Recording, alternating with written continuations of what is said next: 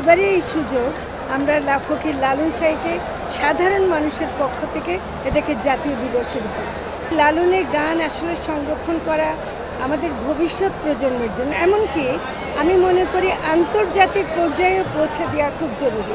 ফকির লালন শাহের যে তিরোধান এবং যে গৌর পূর্ণিমা যেগুলো তার ভক্তরা পালন করেন, আপনারা দেখবেন যে প্রতি বছর কিন্তু লক্ষ লক্ষ মানুষ আসে।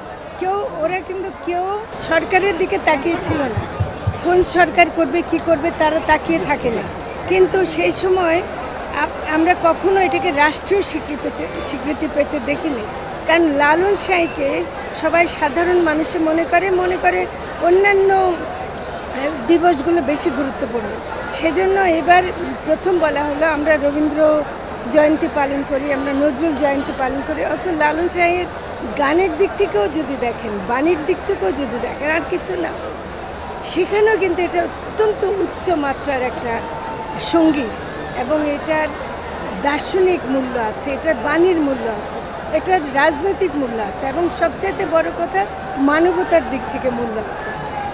সে কারণে এই সরকারই আমরা মনে করেছি যে এবারে এই সুযোগ আমরা ফকির লালন শাহকে সাধারণ মানুষের পক্ষ থেকে এটাকে জাতীয় দিবসের উপর অবশ্যই নেবে সরকার।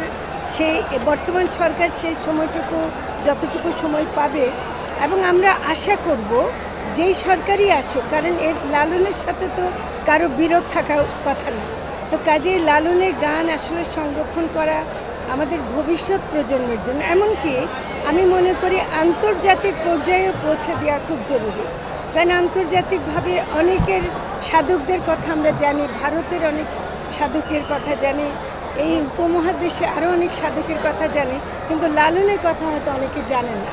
আমরা চাই যে লালনকে আন্তর্জাতিক পর্যায়ে নিয়ে যেতে, সেজন্য আমরা এবার এমন একজনকেও প্রধান বক্তা হিসেবে এনেছি যিনি আন্তর্জাতিক পর্যায়ে লালনের কথা বলেন এবং আরও বলবেন।